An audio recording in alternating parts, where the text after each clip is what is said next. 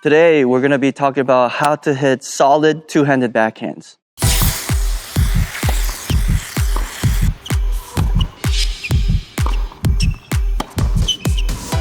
A lot of players that I had in the past, and even players recently, the problems that they have most is not being able to hit solid two-handed shots, which means that sometimes they're trying to add too much topspin to the balls land short, they give ground to their opponents, so their opponents can attack you and you're off balance again. Most of the players, what they're having a problem is, a lot of players know that the two-handed backhand has to be hit with more with the left hand dominant. But the thing is, they don't really talk about how the right hand should be. A lot of coaches don't really explain that, but that's why most players have these problems, is because trying to add spin or too much spin, you actually get less power and the ball doesn't drive through. The reason why your two-handed backhand is landing short or is weak is because a lot of players don't know how to use the right hand. Now, it should be very silent, but the silent doesn't mean it should be playing around. And the reason why it plays around is because the players are not really thinking about the right hand at all. When you don't think about the right hand, it gets very flicky. When your right hand becomes flicky, you're basically brushing up and doing the windshield wiper too much on the two-handed backhand. On the forehand, it's a little bit better to use the windshield wiper as you get higher into the elite level status. But on the two-handed backhand, you don't want to be flicking that right wrist or being too loose with that right wrist. So what you need to do is you need to keep the right wrist very silent, but it means that you're trying to hold that position all the way throughout the shot rather than trying to flick your wrist or let the left hand take over and flick the racket up. And that's why you get too much spin and most of the balls are landing short.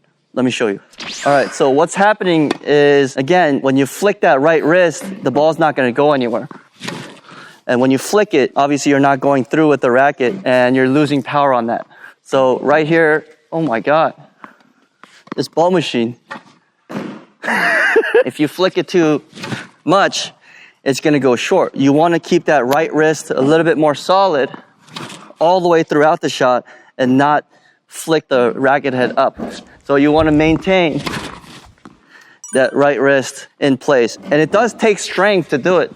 It does take a little bit of holding, and you do need to flex a little bit to be able to keep that position. It's not super loose, because if you're loose, you're going to be brushing up too much. So make sure that right wrist, you hold that position. And you want to kind of flick the wrist at the end of the shot and not during the shot. And this is what it should look like when you're actually hitting it. Yeah, so you're not flicking and it's going all the way through. It's really crucial to be able to hit deep with enough force so that your opponent doesn't turn around and hit a forehand and take control of the point. So if you're having trouble hitting two-handed backhands, try this at home. And if you like the content, like the video, subscribe, and for more tips, hit the notification bell. Thank you and see you next time.